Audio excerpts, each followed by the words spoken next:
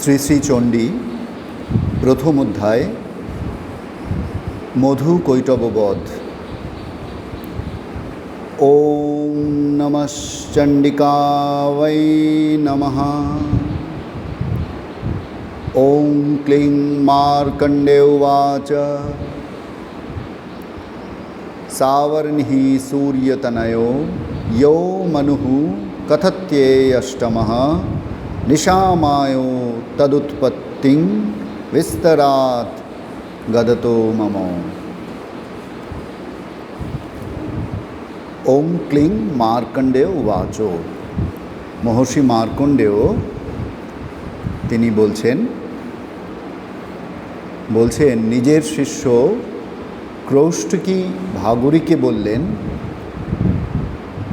সূর্যদেবের পুত্র সাবর্ণী, যাকে অষ্টম মনু বলা হয়, তাঁর জন্মবৃত্তান্ত বিস্তৃতভাবে বর্ণনা করছি। আমার নিকট তা শ্রবণ করো, শোনো। महामायानुभावेन यथा मन्वन्तराधिपः स बभूव महाभागः सावर्णिस्तनयोरभिः। বলছেন মহামায়া অনুভাবেন যথা মন্বন্তর অধীপঃ, সেই মহা ঐশ্বর্যপূর্ণ সূর্যপুত্র সাবর্ণী মহামায়া পরমেশ্বরীর কৃপায় স বভূব মহাভাগঃ সাবর্ণিঃ তনয়োরবেহ, মহামায়া পরমেশ্বরীর কৃপায় যেরূপ অষ্টম মন্বন্তরের অধিপতি হয়েছিলেন তাও শোনো। স্বারোচিষে অন্তরে পূর্বং চৈত্রবংশ সমুদ্ভবঃ সুরথো নাম রাজায়ভূত সমস্তে ক্ষিতিমণ্ডলে। কি বললেন? স্বারোচিষে অন্তরে পূর্বং চৈত্রবংশ সমুদ্ভবঃ, পূর্বে স্বারোচিষ নামে দ্বিতীয় মনুর অধিকারের সময়ে তাঁর জ্যেষ্ঠ পুত্র চৈত্রের বংশে জাত সুরথঃ নাম অভূত সমস্তে রাজা অভূত সমস্তে ক্ষিতিমণ্ডলে। সুরথ নামে এক রাজা সমগ্র পৃথিবীর অধিপতি হয়েছিলেন। তস্য পালয়তঃ সম্যক প্রজাঃ পুত্রাণি পৌরসান বভূবুঃ শত্রব ভূপঃ কোলবিধ্বংসিনস্তদা। কি বললেন? তস্য পালয়তঃ সম্যক প্রজাঃ, রাজা সুরথ তাঁর প্রজাগণকে সম্যকরূপে পালন করতেন। পুত্রান ইব ঔরসান, নিজ ঔরসজাত পুত্রের মতন। বভূবুঃ শত্রবঃ ভূপাঃ, সেই সময় তাঁর শত্রুতে পরিণত হয়েছিলেন। কোলাবিধ্বংসিনঃ তদা, কোলাবিধ্বংসী যবন রাজাগণ তাঁর শত্রুতে পরিণত হয়েছিলেন। তস্য তৈরভবদ যুদ্ধমতি প্রবলদণ্ডিনঃ ন্যূনৈরপি সতৈর্বুদ্ধে কোলাবিধ্বংসীভির্জিতঃ। 6 নম্বর মন্ত্রে বলছেন, তস্য তৈহি অভবৎ যুদ্ধম অতি প্রবলদণ্ডিনঃ ন্যূনৈঃ অপি সহতৈঃ তৈহি যুদ্ধে কোলাবিধ্বংসীভিঃ জিতঃ। সেই কোলাবিধ্বংসী শত্রু যবনগণের সঙ্গে অতি প্রবল শত্রুদের দণ্ডদাতা রাজা সুরথের যুদ্ধ হয়েছিল। সেই যবন রাজগণ সুরথ অপেক্ষা যদিও তারা হীনবল ছিলেন, তবু তারা রাজা সুরথকে যুদ্ধে পরাজিত করেছিল। ততঃ স্বপুরো মায়াতো নিজ দেশাধিপোऽভবৎ আক্রান্তঃ স মহাভাগস্তৈ স্তদা প্রবলারিভিঃ। ततः स्वपुरम आयतः निज देश अधीपः अभवत्।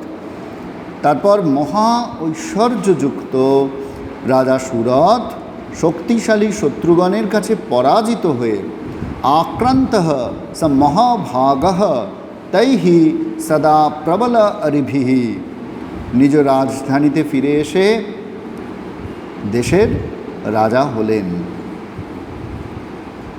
অমাত্যৈর বলিভির দুষ্টৈর দুর্বলস্য দুরাত্মভিঃ কোশে বলঞ্চাপহৃতং তত্রাপি স্বপুরে ততঃ।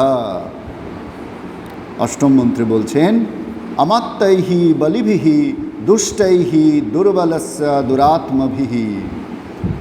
দুষ্ট দুরাশয় লোভী বলশালী মন্ত্রীগণ রাজধানীতেও দুর্বল রাজা সুরথের কোশঃ বলঞ্চ অপহৃতং বল সহকারে রাজা সুরথের কোষাগার ধনাগার তারা তত্র অপি স্বপুরে ততঃ তারা সব অধিকার করল, তার নিজের রাজধানীতেও এরূপ হল। ততো মৃগয়া ব্যাজেন হৃতস্যাম্যঃ স ভূপতিঃ একাকী হয়মারূঢ় জগাম গহনং বনম।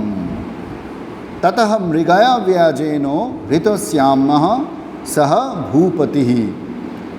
এইভাবে রাজ্যের অধিকার হারিয়ে সেই রাজা সুরথ একাকী ঘোড়ায় চড়ে একাকী হয়মারূঢ় ঘোড়ায় চড়ে জগাম গহনং বনম গভীর বনে তিনি চলে গেলেন। সতত্রাশ্রমম দ্রাক্ষিদ দ্বিজবর্যস্য মেধসঃ প্রশান্ত স্বাপদাকীর্ণং মুনিশিষ্যোপশোভিতম। স তত্র আশ্রমম অদ্রাক্ষিত দ্বিজবর্যস্য মেধসঃ প্রশান্ত স্বাপদ আকীর্ণম মুনিশিষ্য উপশোভিতম। বলছেন সুরথ সেই শান্তভাব প্রাপ্ত হিংস্র পশু দ্বারা পূর্ণ বনে মুনিশিষ্য শোভিত দ্বিজশ্রেষ্ঠ মেধা ঋষির আশ্রম দেখতে পেলেন। সুরথ বনে এলেন, রাজ্য পরিত্যক্ত হয়ে রাজ্যের মন্ত্রীগণ তার প্রিয় অমাত্যগণ তাকে এক কথায় রাজ্য থেকে বহিষ্কার করলেন। মনোদুঃখে সুরথ এসে সেই বনে আশ্রয় নিলেন এবং সেখানে তিনি দ্বিজশ্রেষ্ঠ মেধা ঋষির আশ্রম দেখতে পেলেন। তস্থৌ কঞ্চিৎ সকালঞ্চ মুনিনা তেন সৎকৃতঃ ইতশ্চেতশ্চ বিচরংশ তস্মিন মুনিবরাশ্রমে। বলছেন তস্থৌ কঞ্চিৎ সহ কালং স মুনিনা তেন সৎকৃতঃ। সেই মেধামুনির কাছে সম্মানিত অতিথির মতন রাজা সুরথ সমাদৃত হলেন। ইতশ্চেতশ্চ বিচরংশ তস্মিন মুনিবর আশ্রমে। তার আশ্রমে এদিক ওদিক ঘুরে ফিরে কিছু সময় তিনি কাটালেন সেখানে সমাদৃত হয়ে। সহ অচিন্তয় তদা তত্র মমত্ব আকৃষ্ট চেতনঃ। 12 নম্বর মন্ত্রে বলছেন রাজা সুরথ তখন সেখানে মমতার বশীভূত হয়ে চিন্তা করতে লাগলেন। মমতা মায়া এমন এক কঠিন বস্তু যে রাজা সুরথ ইতিমধ্যেই দেখেছেন সংসারের কি ভয়ানক সংসারের অবস্থা। যে সংসারকে তিনি এত ভালোবাসেন, যাদেরকে নিয়ে তিনি তার জীবন গড়ে তুলেছিলেন, তারাও সুযোগ পেয়ে তাকে পরিত্যাগ করেছেন। এই অবস্থাতেও রাজা সুরথ মমতার বশীভূত হয়ে আবার চিন্তা করছেন। কি বলছেন? মৎপূর্বৈহি পালিতং পূর্বং মায়াহীনং পুরং হিতৎ মদর্ভৃত্বৈস্তৈর সদ্বৃত্বৈর্ধর্মতঃ পাল্যতে নবা। বলছেন মৎপূর্বৈ পালিতং পূর্বং মায়াহীনং পুরং হিতৎ। পূর্বে আমার পূর্বপুরুষদের দ্বারা সুরক্ষিত এবং এখন আমি যা পরিত্যাগ করে এসছি, মদভৃত্তৈ ত্বয়ি অসদ্ভৃত্তৈহি ধর্মতঃ পাল্যতে নবা। আমার সেই রাজধানী আমার অসৎ ভৃত্যগণ এবং মাতগণ দ্বারা কি ন্যায় ধর্ম অনুসারে রক্ষা করছে? তারা কি এটিকে ধর্ম অনুসারে পালন করছে? শ্রীরামকৃষ্ণ খুব সুন্দর একটি কথা বলতেন আঁশচুপড়ির গন্ধ। একটি উদাহরণ দিয়ে তিনি বলতেন, একটি গল্প করে মজার ছলে বলতেন যে একজন রমণী সে মাছ বিক্রয় করে, তো তার ঝুড়িটিতে ওই সর্বদাই মাছের আঁশের গন্ধ থাকে। তো সে যখন নিদ্রা যায়, ওই ঘরের কোণায় আঁশচুপড়িটি রাখা থাকে, তার গন্ধে তার কোনো অসুবিধা হয় না, সে সুখনিদ্রা যায়। কিন্তু যদি একদিন তাকে ফুলমালা সজ্জিত একটি ঘরে শুতে দেওয়া হয়, দেখা যাবে তার ঘুম আসছে না। মাঝরাতে ঘুম ভেঙে সে বলবে যে আমার ওই আঁশচুপড়িটি এনে দাও। ওই ঘরের কোণায় আঁশচুপড়িটি না রাখা অবধি তার ঘুম আসে না।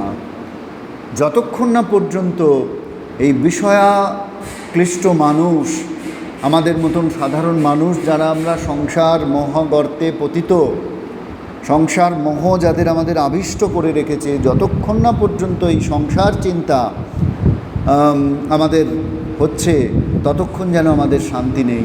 আমরা এই সংসারের কর্দমাক্ত পথে, পিচ্ছিল পথে বারবার ভূপতিত হচ্ছি, বারবার পতিত হচ্ছি, বারবার ক্লান্ত হচ্ছি, নিরাশ হচ্ছি, হতাশ হচ্ছি, পরাজিত হচ্ছি। কিন্তু তারপরেও আমাদের সেই বিষয় চিন্তা, সংসার চিন্তা থেকে আমরা মুক্ত হতে পারি না। রাজা সুরথ যেন ঠিক সেই রকমই আমাদের মতনই এক মানুষ। যদিও তিনি ভগবতীর কৃপা লাভ করেছেন, তিনি নিশ্চয়ই আমাদের থেকে অনেক উন্নত, আধ্যাত্মিকভাবে অনেক উন্নত একজন ব্যক্তি। কিন্তু এই জায়গাটিতে, এই সংসার ক্লেশের জায়গাটিতে, সংসার ক্লেশ সে পূর্ণ জানা সত্ত্বেও আবার সংসারে মনোনিবেশ করার ক্ষেত্রটিতে তিনি যেন আমাদেরই মতন একজন মানুষ বলে মনে হচ্ছে আমাদের। তাই তার মনে প্রশ্ন যাচ্ছে, ন জানে স প্রধানমে শূর হস্তি সদা মদঃ মম বৈরিবশং ইয়াতঃ কান ভোগানুপলপ্সতে। ন জানে সহ প্রধান মে শূর হস্তি সদা মদঃ। জানি না আমার সেই প্রধান সতত মদস্রাবী মহাবল যে হাতি শত্রুদের বশে গিয়ে মম বৈরী বশম ইয়াতঃ কান ভোগান উপলপ্সতে, সে কি ঠিক ঠিক তার ভোগ্য বস্তু পাচ্ছে, তার আহার সে কি পাচ্ছে শত্রুদের বশে গিয়ে? তাহলে শুধু যে নিজের রাজধানীর কথা চিন্তা হচ্ছে তা নয়। প্রথম তার চিন্তা এলো যে পূর্বপুরুষদের দ্বারা যে রাজধানী সুরক্ষিত ছিল, আমি সেটিকে সুরক্ষিত রাখতে পারিনি, সেটি এখন কেমন আছে। তারপরে তার এমনকি ওই রাজধানীতে যে পশু পক্ষীরা রয়েছে তাদের কথাও তার মনে আসছে, হাতিটির কথা মনে আসছে। ये ममानुगाता नित्यं प्रसाद धन भोजनैः अनुवृत्तिं ध्रुवं ते यद् कुर्वन्त्यन्य महीभृताम्। ये मम अनुगतः नित्यं प्रसाद धन भोजनैः, যারা সর্বদা আমার নিকট হতে বেতন খাদ্যদ্রব্য পেয়ে আমার অনুগত ছিল, অনুবৃত্তিম ধ্রুবম তে অদ্য কুর্বন্তি অন্য মহিভৃতাম, এখন তারা নিশ্চয়ই অন্য নরপতিগণের আনুগত্য স্বীকার করেছেন এবং তাদের সেবা করেন। এই যেন সুরত আস্তে আস্তে সংসারের প্রকৃত ছবিটি, প্রকৃত চিত্রটি যেন তার কাছে ভেসে উঠছে। আয়ারল্যান্ডের একটি বিখ্যাত প্রবাদ আছে যেটিতে বলা হয়, no plough stand still if one farmer dies. কোনো কৃষকের মৃত্যুতে লাঙল থেমে থাকে না। আমরা মনে করি আমার সংসার, আমার বাড়ি, আমার পুত্র, আমার স্ত্রী, আমার ধন, আমার ঐশ্বর্য, এই আমার আমার আমার দিয়ে আমরা আমাদের চারপাশের জগৎটাকে গড়ে তুলি। কিন্তু আমরা ভুলে যাই যে আমার জীবনটি ক্ষণস্থায়ী। কিছুদিন পর, কিছু বৎসর পর যখন এই সংসার ত্যাগ করে আমাকে চলে যেতে হয়, তখন তার মালিক কে হন সে চিন্তাও আমার করার অবকাশ থাকে না। সমস্তই অন্যের হাতে সমর্পণ করে আমাকে চলে যেতে হয়। আজকে সুরথ অনুভব করছেন যে যে ভৃত্যরা আমার অনুগত ছিল, আমার কাছ থেকে ভোজন পেত, বেতন পেত, তারা নিশ্চয়ই এখন অন্য নরপতিদের আনুগত্য স্বীকার করেছে। এটি সংসারের চিরন্তন সত্য, চিরকালীন সত্য। একমাত্র মহাপুরুষ, মহামানব ছাড়া কেউ এই সত্যের বাইরে আমরা যেতে পারি না। তো সুরথ যেন সেইটি অনুভব করছেন। বলছেন, অসম্যক ব্যয়শীলস্তৈহি কুর্বদ্ভিঃ সততং ব্যয়ম সঞ্চিতঃ সোয়তি দুঃখেন ক্ষয়ং কোশো গমিষ্যতি। অসম্যক ব্যয়শীলৈঃ ত্বৈহি কুর্বদ্ভিঃ সততং ব্যয়ম।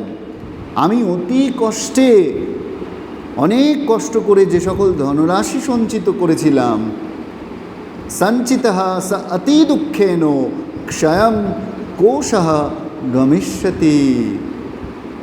আমার সেই সর্বদা অযথা ব্যয়কারী অমাত্যগণের দ্বারা তা তো অতি শীঘ্রই নিঃশেষ হয়ে যাবে। একজন নিজে আমরা যতটা এই নিজের সংসারকে আগলে রাখতে পারি, খুব স্বাভাবিক যে আমাদের পরবর্তীকালে যারা সেই সম্পদের অধিকারী হন, তারা হয়তো সেইভাবে সবসময় রক্ষা করতে পারেন না।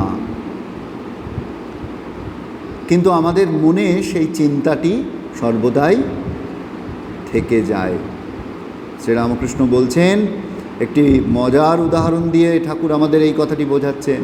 বলছেন, নাতির চিন্তায় আর কাশী যাওয়া হলো না। একজন বৃদ্ধ বা বৃদ্ধা জীবনের শেষ প্রান্তে এসে ভেবেছিলেন কাশীবাস করবেন, কাশী সেই মোক্ষপুরীতে গিয়ে বসবাস করবেন জীবনের শেষ ভাগটা। কিন্তু উত্তরাধিকারীর চিন্তায় আর কাশী গমন হলো না। মায়া এমন কঠিন বস্তু যে আমাদের মোক্ষ লাভের পথ থেকে, ঈশ্বরীয় পথ থেকে তা যেন দূরে সরিয়ে রাখে। তো সুরথের মনেও এই সব চিন্তা আসছে যে এত যে ধন সম্পদ সঞ্চয় করলাম, সবই তো এরা ব্যয় করে ফেলবে। এতচ্চান্যচ্চ সততং চিন্তয়ামাস পার্থিবঃ তত্র বিপ্রাশ্রমাভ্যাসে বৈশ্যমেকং দদর্শ সহ। হে বিপ্র, সেই রাজা সুরথ উপরিউক্ত এবং অন্যান্য বিষয়ে অনেকক্ষণ চিন্তা করছিলেন। এমন সময়ে সেখানে তিনি এক বৈশ্যকে দেখতে পেলেন। চিন্তা, এই যে বিষয় চিন্তা, অনিত্য যা কিছু তা নিয়ে যে আমাদের প্রতি মুহূর্তের চিন্তা, তাকে আঁকড়ে ধরে বাঁচার চেষ্টা করা, সেখান থেকে সুখ খুঁজে পাওয়ার, স্বস্তি খুঁজে পাওয়ার চেষ্টা করা, সেইটি যেন সুরথ রাজা যেন তার প্রতীক হয়ে দাঁড়ালেন। তো সেই মেধস মুনির আশ্রমে তিনি পৌঁছেছেন। অমন সুন্দর আশ্রমের পরিবেশ, কিন্তু তা সত্ত্বেও তার মনে কিন্তু সেই একই চিন্তা। শ্রীরামকৃষ্ণের কাছে একজন এসেছেন, দক্ষিণেশ্বরে এসেছেন। তিনি পঞ্চবটিতে গেলেন ধ্যান করবেন বলে, কিন্তু পঞ্চবটিতে গিয়ে তার ধ্যান জমল না। কেন না? কাক ডাকছিল। ঠাকুর আমাদের বোঝাতে চাইছেন এই উদাহরণটি দিয়ে যে এমন কোন অবস্থা আছে যেখানে সংসারের যে হৈহুল্লোড়, সংসারের যে চিৎকার চেঁচামেচি, সংসারের যে জ্বালাতন, সংসারের যে আবিষ্টতা, সেটি থাকবে না। সংসারের আবিলতা আমাদের স্পর্শ করবে না, সংসারের ক্লেশ আমাকে ছুঁতে পারবে না। এমন কোন স্থান আছে? একমাত্র আমাদের হৃদয়ই হচ্ছে সেই স্থান যেখানে আমি সংসার মুক্তি লাভ করতে পারি। তো সেই হৃদয়টি নিয়ে, হৃদয় করে সংসারকে বহন করে নিয়ে আমি যেখানেই যাই না কেন, যে পোশাকই পরিধান করি না কেন, সংসার কিন্তু আমার পিছু ছাড়বে না। রাজা সুরথেরও ঠিক তেমন হয়েছে। তিনি মেধস মুনির আশ্রমে এসেছেন, অপূর্ব এই আশ্রমের পরিবেশ, কিন্তু রাজার মনে সেই সংসার। অর্থাৎ আমরা বুঝতে পারছি যে সংসার আসলে আমাদের হৃদয়ে, অন্য কোথাও নয়। এই অবস্থায় রাজা এক বৈশ্যকে দেখতে পেলেন। সপৃষ্টস্তেন কস্ত্বম্ভ হেতুশ্চাগমনে যত্র কহ সশোক ইব কস্মাৎ ত্বং দুর্মণা ইব লক্ষ্যসে সহ পৃষ্টঃ তেন ক্বহ ত্বং ভোঃ হেতু চ আগমনে অত্র কহ। রাজা বৈশ্যকে জিজ্ঞাসা করলেন, কি হেতু এখানে আপনি এসেছেন? আপনি অত্র কহ, আপনি কে? আপনার এখানে আসার কারণই বা কি? সশোক ইব কস্মাৎ ত্বং দুর্মনা ইব লক্ষ্যসে। আপনাকে শোকাকুল এবং দুর্মনাহা অর্থাৎ বিষণ্ণ, আপনি যেন অন্যমনস্ক হয়ে রয়েছেন। কেন? কিসের দুঃখ আপনার? এই দেখুন, দুটি দুঃখী মানুষ যেন একে অপরের সান্নিধ্যে এসেছেন। ইত্যাকর্ণ वचस्तस्य भूपतेः प्रणयोदीतं प्रत्युवाचो सतं वैश्यः प्रश्रयावनतो नृपम। সেই বৈশ্য রাজার এইরূপ প্রীতিপূর্ণ কথা শুনে বিনয়ের সঙ্গে রাজাকে প্রত্যুত্তর করছেন। যখন আমরা দুঃখে থাকি, কষ্টে থাকি, তখন যদি কেউ একটু সান্ত্বনা বাক্য দেন, একটু ডেকে কথা বলেন, তাহলেই আমরা তুষ্ট হই। আসলে আমরা অন্যের কাছে প্রত্যাশা করি। আমরা নিজে যখন দুঃখের সমাধান নিজের মধ্যে থেকে আবিষ্কার করতে পারি না, তখন আমরা মনে করি অন্য কেউ এসে বোধহয় আমার সেই দুঃখ দূর করে দিতে পারবেন। এই বৈশ্য ঠিক তেমনটাই করছেন। তিনি রাজা সুরথের কাছে তার দুঃখের কথা বলছেন, নিজের কথা তিনি জানাচ্ছেন। আমরা স্মরণ করতে পারি শ্রী শ্রী রামকৃষ্ণ কথামৃতের একদম শুরুর দিককার ঘটনা, যখন শ্রীম মহেন্দ্রনাথ গুপ্ত, তিনি একটি ভালো স্কুলের মাস্টার, উচ্চশিক্ষিত, কলকাতার সমাজে তার যথেষ্টই নামডাকও রয়েছে, তাকে 5 জন চেনেন, জানেন, কিন্তু সংসার তাপে দগ্ধ হয়ে তিনি আত্মহত্যা করতে চলেছিলেন।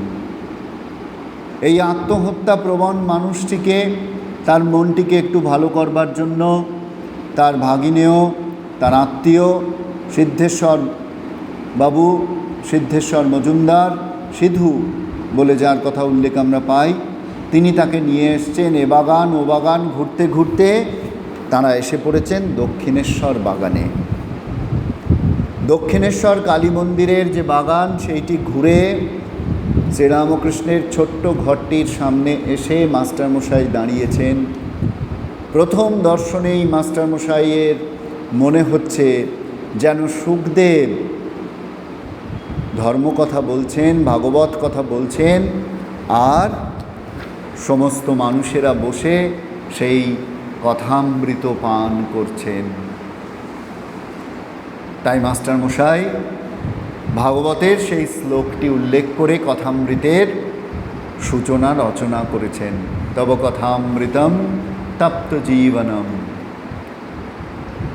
তার কথা, ভগবত কথা ছাড়া আর কোন কথাতেই বা মানুষের ক্লেশ দূর হতে পারে, সংসার তাপ দূর হতে পারে? একমাত্র তিনি ভগবানের চিন্তায়, একমাত্র ঈশ্বর স্মরণই আমাদের যাবতীয় যন্ত্রণার অবসান ঘটাতে পারে। কিন্তু আমরা সে কথা ভুলে যাই। আমরা মানুষ হয়ে মানুষের কাছেই সাহায্যের জন্য যাই, কখনো সাহায্য পেলে একটু স্বস্তি বোধ করি, আর সাহায্য না পেলে দুঃখ পাই, হতাশ হই, ক্লান্ত হই, আবার অন্য কোনো মানুষের কাছে হয়তো সাহায্যের হাত বাড়াই। গীতায় ভগবান বলছেন, তুমি নিজেই তোমার বন্ধু, তুমি নিজেই তোমার শত্রু। আমরা সেটি কিন্তু ভুলে যাই। তো আমরা এখানেও দেখছি যে বৈশ্য, রাজা সুরথের একটু প্রীতিপূর্ণ কথা শুনে বৈশ্য খুব খুশি। বৈশ্য উবাচ, বৈশ্য বললেন, সমাধির নাম বৈশ্য অহমুৎপন্ন ধনিনাঙ্কুলে। বৈশ্য বললেন, সমাধি নাম বৈশ্য অহম, আমার নাম সমাধি, উৎপন্ন ধনিনাঙ্কুলে, আমি ধনীদের বংশে জন্মগ্রহণ করেছি। পুত্রদ্বারৈর নিরস্তশ্চ ধনলোভাদ সাধুবিহি, আমার অসৎ স্ত্রী পুত্রগণ অর্থলাভের জন্য লোভ করে আমাকে বিতাড়িত করেছে। এই দেখুন, কোথায় যেন সে যুগের সেই সমাধি নামের বৈশ্যটির সঙ্গে আমাদের এ যুগের শ্রীরামকৃষ্ণ সান্নিধ্যে আসা মাস্টারমশাই কিংবা আরও অসংখ্য মানুষ, অনাগত কালের ভক্তগণ, যারা শ্রীরামকৃষ্ণ সান্নিধ্যে এসে আনন্দের উৎসধারা খুঁজে পাচ্ছেন, তাদের যেন কোথায় একটা মিল হয়ে যাচ্ছে। পুত্র দ্বার সকলে রয়েছেন, স্ত্রী রয়েছেন, পুত্রগণ রয়েছেন, কিন্তু তাদের অর্থলোভের জন্য তারা আমাকে বিতাড়িত করেছে। বৈশ্য দুঃখ করে বলছেন। সংসারের নিয়মই এই। এখানে বিশেষ করে আমরা সমাধির স্ত্রী বা পুত্রগণকে দোষ দেব না, সমাজের নিয়মটাই এই। সমাজ স্বার্থের ভিত্তিতে চলে। যতক্ষণ আমরা স্বার্থ পূরণ করতে পারবো, অন্যের মনোতুষ্টি করতে পারবো, ততক্ষণ আমরা স্তুতির অধিকারী হব। আর যে মুহূর্তে পারবো না, সে মুহূর্তেই আমরা বিতাড়িত হব। এটি নিয়ম। বিহীনশ্চ ধনৈর্দারৈহি পুত্রৈরাদায় মেধনম বনমভ্যাগত দুঃখী নিরস্তশ্চাপ্ত বন্ধুবিহি।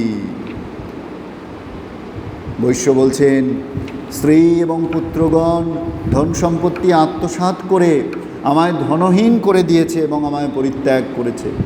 আত্মীয় বন্ধুদের দ্বারাও আমি উপেক্ষিত হয়েছি এবং দুঃখী নিরস্তঃ চ আপ্তবন্ধুবিহি বনমভ্যাগতঃ দুঃখী নিরস্তঃ। দুঃখিত মনে উপেক্ষিত হয়ে আমি বনে এসেছি। তাহলে এই যে বৈশ্যের অবস্থানটি, এটি আমাদের ভাবায় যে কোন অবস্থায় সমাধি এবং রাজা সুরথের সঙ্গে তাদের দেখা হচ্ছে। এই অবস্থা যেন আমাদের অবস্থার সঙ্গেই তুলনীয়। সোয়হং ন বেদমি পুত্রাণাং কুশলাত্মিকাম প্রবৃত্তিং স্বজনানাঞ্চ দারাণাঞ্চত্র সংস্থিতঃ সহ অহং ন বেদমি পুত্রাণাং কুশল অকুশল আত্মিকাম। এখানে আমার স্ত্রী পুত্র স্বজনগণ ভালো আছে কি খারাপ আছে, প্রবৃত্তিং স্বজনানাম চ দারাণাম চ অত্র সংস্থিতঃ, আমি কিছুই সংবাদ পাচ্ছি না, জানতে পারছি না। তাহলে দেখুন, ওই একই অবস্থা। রাজা সুরথ যেমন তার রাজপ্রাসাদ কেমন আছে, তার অমাত্যগণ কেমন আছেন, তার ধন সম্পত্তি কেমন আছেন, সেই চিন্তায় যেমন আবিষ্ট হয়ে রয়েছেন, ব্যাকুল হচ্ছেন, এখানেও ঠিক তাই। বৈশ্য সমাধিও তার স্ত্রী পুত্র স্বজনগণের কথা চিন্তা করছেন। অদ্ভুত প্রসঙ্গ দিয়ে শ্রী শ্রী চণ্ডী কিন্তু শুরু হচ্ছে। চণ্ডীর রচয়িতা যেন আমাদের মনে করিয়ে দিচ্ছেন মহামায়ার প্রসঙ্গ উত্থাপন করবার অনেক পূর্বে আমাদের সংসারের যে বাস্তব ছবিটা সেইটি যেন আমাদের সামনে তুলে ধরছেন, যে দেখো এই হচ্ছে সংসার। যে সংসার তোমাকে ক্লেশ দিচ্ছে, যে সংসার তোমাকে দুঃখ দিচ্ছে, যে সংসার তোমাকে পরিত্যাজ্য বলে দূরে সরিয়ে দিচ্ছে, সেই সংসার চিন্তাতেই আমাদের কিন্তু জীবন চলে যাচ্ছে। ভগবানের লীলা কথা শ্রবণ করবার সময় আমরা পাচ্ছি না। কিন্নু তেষাং গৃহে ক্ষেমম ক্ষেমং কিন্নু সাম্প্রতম কথন্তে কিন্নু সদ্বৃত্তা দুর্বৃত্তাহ কিন্নু মে সুতাহ। এখন আমার গৃহে তাদের ভালো কি মন্দ কি হচ্ছে, আমার সেই পুত্রগণ কেমন আছে, তারা সৎপথে চলছে কি অসৎপথে চলছে, কিছুই তো জানতে পারছি না, কিছুই জানি না। দেখুন অবস্থা, যাদের দ্বারা পরিত্যক্ত হয়েছেন তাদের দুঃখে প্রাণ কাঁদছে, তারা কেমন আছে জানবার জন্য মন আকুলি বিকলি। সংসার এমন বন্ধনে আমাদের বাঁধে যে আমরা চেষ্টা করলেও এর থেকে বেরোতে পারি না। রাজওয়াচ, রাজা বলছেন, ইয়াইনি রস্তো ভবালুব্ধৈহি পুত্রদারাধিবিহির ধনৈহি তেষু কিং ভবতঃ স্নেহো মনুবদনাতি মানসম। রাজা সুরত বলছে, যে স্ত্রী পুত্রগণ লোভ পরবশ হয়ে আপনার ধন আত্মসাৎ করে বিতাড়িত করেছেন, তাদের প্রতি আপনার মন স্নেহে আবদ্ধ হচ্ছে কেন? রাজা সুরত এই প্রশ্নটি আসলে বৈশ্যকে করছেন বটে, কিন্তু যেন নিজেকেও করছেন, যে সত্যিই তো আমরা যদি আত্মতত্ত্ব অনুসরণ করতে চাই, নিজের দিকে একটু তাকাই, নিজের গভীরে, নিজের অন্তঃকরণের গভীরে একটু দৃষ্টি নিক্ষেপ করবার চেষ্টা করি, তাহলে সত্যিই তো আমাদের এই প্রশ্ন জাগবে যে যারা আমায় প্রতিনিয়ত দুঃখের কারণ হচ্ছে আমার, তাদের প্রতি কেন আমি স্নেহে আবদ্ধ হচ্ছি? এই কেন প্রশ্নটি রাজা সুরত বৈশ্যকে করছেন, এবং আমাদের বিশ্বাস একই সঙ্গে নিজের প্রতিও তার যেন সেই প্রশ্ন। বৈশ্য বলছেন, বৈশ্য উবাচ এবমেতদ যথা প্রাহো ভবানস্মদ গতং বচঃ কিং করোমি ন বদনাতি মম নিষ্ঠুরতাং মনঃ। বৈশ্য বললেন, আপনি আমার সম্পর্কে যা বলছেন তা সত্যি, কিন্তু আমি কি করব, আমার মন কোনো প্রকারে নিষ্ঠুর হচ্ছে না। ন বদনাতি মম নিষ্ঠুরতাং মনঃ, আমি মনকে নিষ্ঠুর করতে পারছি না। যে স্ত্রী পুত্রদের দ্বারা আমি পরিত্যক্ত হয়েছি, অত্যাচারিত হয়েছি, এখন বনে এসে আশ্রয় নিয়েছি, তাদের কথা না চিন্তা করে আমি থাকতে পারছি না। यैहि संत्याज्यो पितृस्नेहों धनलुब्धैर् धन निराकृतः पति स्वजनर हार्दंच हार्दी तस्वेबो मे मनः। ধনলোভে যে পুত্রগণ পিতৃস্নেহ পরিত্যাগ করে, যে পত্নী স্বামীর প্রতি ভালোবাসা পরিত্যাগ করে এবং স্বজন আত্মীয়গণ আমাকে বিসর্জন করেছে, গৃহ থেকে তাড়িয়েছে, সেই পুত্র দ্বারা বন্ধুগণের প্রতি আমার মন আসক্ত হচ্ছে। কিমেতন্নাভিজানামি জানন্নপি মহামতে যৎ প্রেম প্রবণং চিত্তং বিগুণেষ্বপি বন্ধুষু। হে বন্ধু, হে মহাশয়, কিম এতৎ ন অভিজানামি, আমি জেনেও বুঝতে পারছি না। জানন অপি মহামতে, জানলেও বুঝতে পারছি না। যৎ প্রেম প্রবণং চিত্তম বিগুণেষু, প্রতিকূল স্ত্রী পুত্র স্বজনাদির প্রতি আমার চিত্ত কেন স্নেহাসক্ত হচ্ছে, স্নেহে নিমজ্জিত হচ্ছে, যদিও তারা আমার প্রতিকূল, তা আমি বুঝতে পারছি না। এই যে কেন আমরা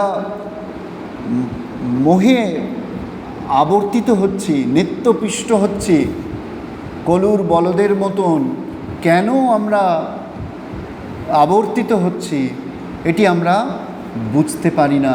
যদিও আমরা জানিও বা বুদ্ধি দ্বারা যদিও বা উপলব্ধি করতে পারি, হৃদয় দ্বারা সেটিকে আমরা গ্রহণ করতে পারি না। এমন কঠিন এই মহামায়ার বন্ধন, কিছুতেই আমরা এর বাইরে বেরোতে পারি না, সেই কথাটি এখানে বলা হচ্ছে। তারপর বলছেন তেষাং কৃতে মে নিঃশ্বাস দৌর্মনস্যঞ্চ জায়তে করোমি কিঞ্জন্যো মনস্তেস্ব প্রীতিষু নিষ্ঠুরম। তেষাং কৃতে মে নিঃশ্বাস, তাদের জন্য আমার এই দীর্ঘ নিঃশ্বাস পড়ছে। দৌর্মনস্যাং চ জায়তে, দুশ্চিন্তা হচ্ছে। করোমি কিঞ্জন্যো মনস্তেস্ব প্রীতিষু নিষ্ঠুরম, আমার মন এই প্রীতিহীন স্ত্রী পুত্র আত্মীয় স্বজনদের উপর নির্দয় কিছুতেই হচ্ছে না।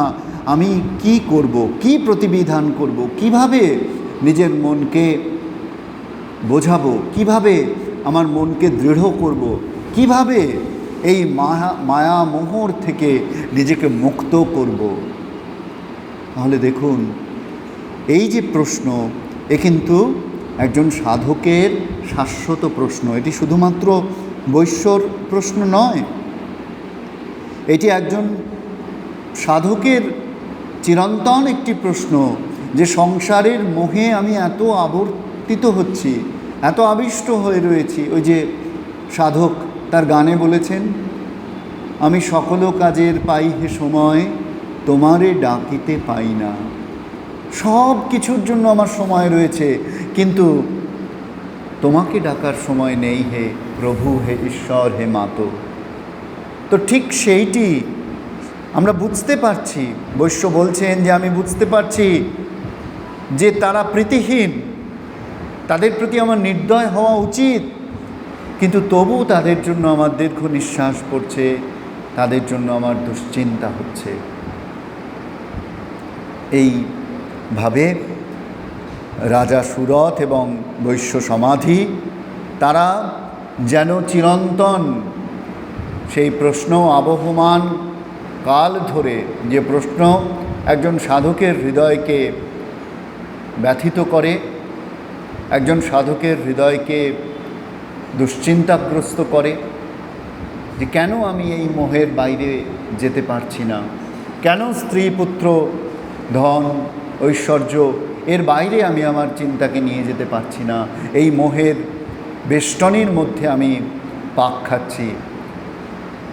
এই প্রশ্নই তার মনেও আজকে উদিত হয়েছে।